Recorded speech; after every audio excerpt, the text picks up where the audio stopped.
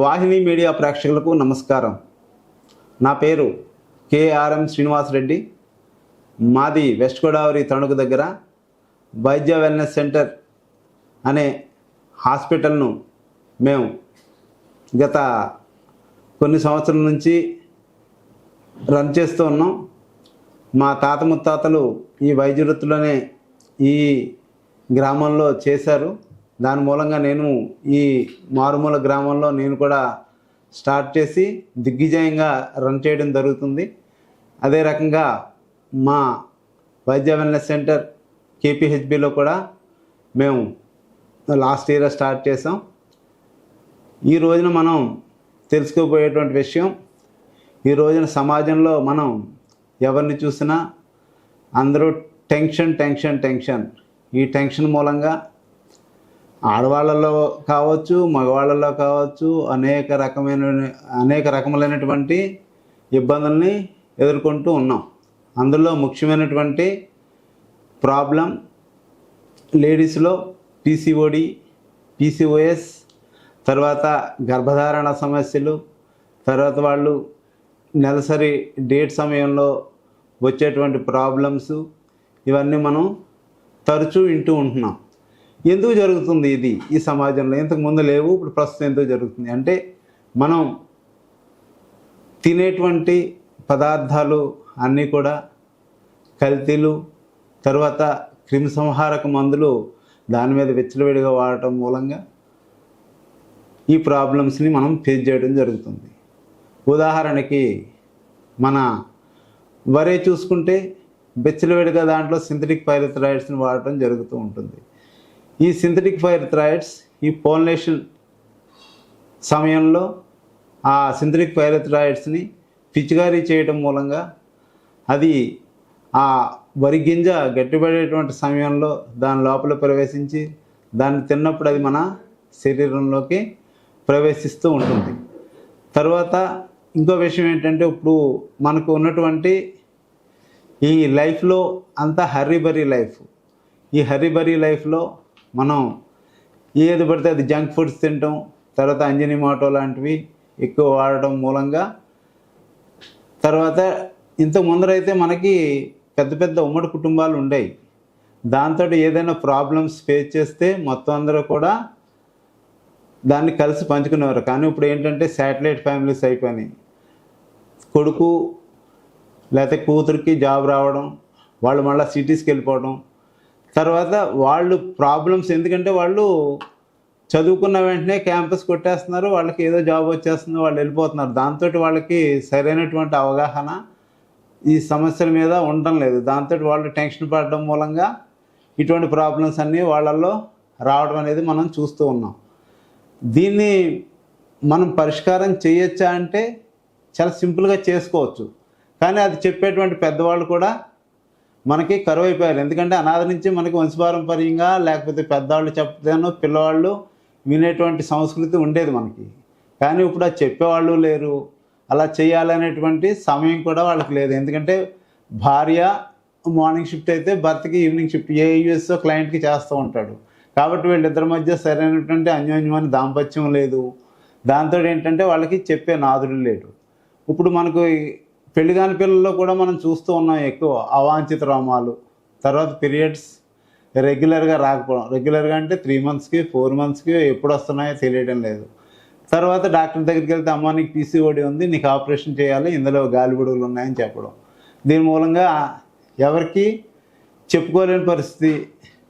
దీంతో సమాజంలో చాలామంది చాలా ప్రాబ్లమ్స్ని ఫేస్ చేస్తూ ఉన్నారు. దాని గురించి మనం మా తాతలు ముత్తాతలు చేసేటువంటి ఈ మర్మ కళ అనేటువంటి విద్యను ఉపయోగించి మనం ఈ గైనిక్కి సంబంధించిన ప్రాబ్లమ్స్ కానీ, ఈ పీసీఓడి, పీసీఓఎస్, ఈ మంత్లీ పీరియడ్స్కి సంబంధించినటువంటి సమస్యలను కానీ మనం ఏ రకంగా నిర్మూలించవచ్చు అనేది మనం ఈ రోజున తెలుసుకుందాం. మన దీన్ని నాభి మర్మం అంటాం. నాభి అంటే బొడ్డు దగ్గర, ఎగ్జాక్ట్లీ బొడ్డు దగ్గర మనం బొడ్డులో మన యొక్క బొటకన వేలుని, గోరు ఏది లేకుండా తీసేసుకోవాలి. మీ బొటకన వేలుని తీసుకుని బొడ్డులో కొద్దిగా ప్రెస్ చేసి ఒక 8 సార్లు మనం దాన్ని ఒత్తుకోగలిగితే అక్కడ మనకి ప్రెషర్ అనేది క్రియేట్ అవుతుంది, అది ఒక మర్మం. తర్వాత బొడ్డు నుంచి 4 వేళ్ళు కొలుచుకుని కింద మనం ప్రెస్ చేయాలి. 4 వేళ్ళు ఇలాగ అడ్డంగా 4 వేళ్ళు పెట్టి కొలుచుకుని 4 వేలు చిటికిన వేలు దగ్గర మనం చేయడం అనేది నేను ఇప్పుడు మీకు ఏ రకంగా చేయాలి ఏంటి అనేది నేను చేసి చూపిస్తాను మీకు వీడియోలో. మీరు చూడండి, చూసి మీరు కూడా చేస్తే ఈ ప్రాబ్లమ్స్ నుంచి మనం ఈజీగా బయటికి రావచ్చు. ఇక్కడ దీన్ని మనం హృదయ మర్మం అంటాం. ఈ మర్మం దగ్గర మనం 8 సార్లు clock wise anti clock wise మనం 8 సార్లు చేయాలి ఇక్కడ. తర్వాత మరి ఒక మర్మం నాభి మర్మం. ఇది అందరికీ తెలిసిందే. నాభి అనేది మనం జన్మలో మనం తల్లి గర్భం నుంచి బయటకు వచ్చినప్పుడు ఇక్కడి నుంచే మనకి ప్రేగు అనేది, తల్లి ప్రేగు అనేది వస్తుంది.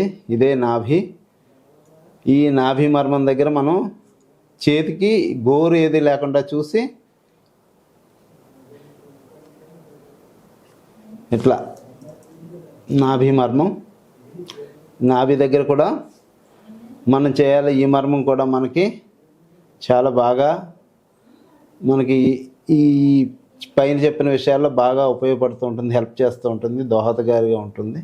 తర్వాత ఈ నాభి దగ్గర నుంచి ఎవరి వేళ్ళు వాళ్ళే 4 వేళ్ళు తీసుకుని పురుషుల్లో మొటాలిటీ వాళ్ళలో వీర్యకణాలు లేవని, లేడీస్లో ఓవరీస్ రిలీజ్ కావు వాళ్ళు, తర్వాత పీసీఓడి పీసీఓఎస్ ఈ ప్రాబ్లమ్స్ ఏమన్నా సరే వీళ్ళందరూ చేయొచ్చు. తర్వాత మంత్లీ పీరియడ్స్ రెగ్యులర్గా రాకుండా 3-4 నెలలకు ఒకసారి వచ్చేవాళ్ళు కూడా ఇక్కడ చేయొచ్చు. ఈ మర్మాన్ని చేయడం మూలంగా పీరియడ్స్ టైంలో వచ్చేటువంటి కడుపు నొప్పి, ఈ ఋతు సంబంధమైన సమస్యలు, తర్వాత లేడీస్ గైనిక్కి సంబంధించిన సమస్యలు, ఈ 2 మర్మాలు, ఈ నాభి మర్మం తర్వాత ఈ మర్మం, ఈ రెండాటిని మనం ప్రెస్ చేయడం మూలంగా మనం దీని నుంచి చాలా ఉపశమనాన్ని పొందవచ్చు. తక్షణ రిజల్ట్ అనేవి మనకి ఇమీడియట్గా కనిపిస్తాయి మనకి. ఇప్పుడు నేను చూపించిన విధంగా మీరు చేసుకుని సంపూర్ణ ఆరోగ్యవంతులు కండి. చిన్న వయసులోనే గర్భసంచి ఆపరేషన్స్, తర్వాత వేరే అంటే మన గాల్ బ్లాడర్స్ ఇటువంటి వాటికి సంబంధించిన ఆపరేషన్ నుంచి దూరంగా ఉండి పూర్తి స్వస్థత పొందండి. తరతరాల నుంచి అనువంశిక వైద్యంలో అనుభవం గడించి మేము మా వైద్య వెల్నెస్ సెంటర్లో సోరియాసిస్ లాంటి భయంకరమైన వ్యాధులకు, తర్వాత ఎముకలకు సంబంధించి ఫ్రోజన్ షోల్డర్, స్పాండ్లైటిస్, స్పాండ్లోసిస్, పక్షవాతం లాంటి వ్యాధులకు ఏ రకమైనటువంటి ఆపరేషను, తర్వాత మందులు వాడకుండా disc bulge L1, L2, L3, L4, తర్వాత సయాటికా, తర్వాత సర్వైకల్కి సంబంధించి cervical spondylitis, cervical spondylosis, frozen shoulder లాంటి వాటికి కూడా ఏ రకమైన ఆపరేషన్లు లేకుండా మా వైద్య వెల్నెస్ సెంటర్లో మేము వైద్యం చేస్తూ ఉన్నాం. మా వైద్య వెల్నెస్ సెంటర్లో కన్సల్టేషన్ ఫీజు కూడా మేము తీసుకోవడం జరగదు.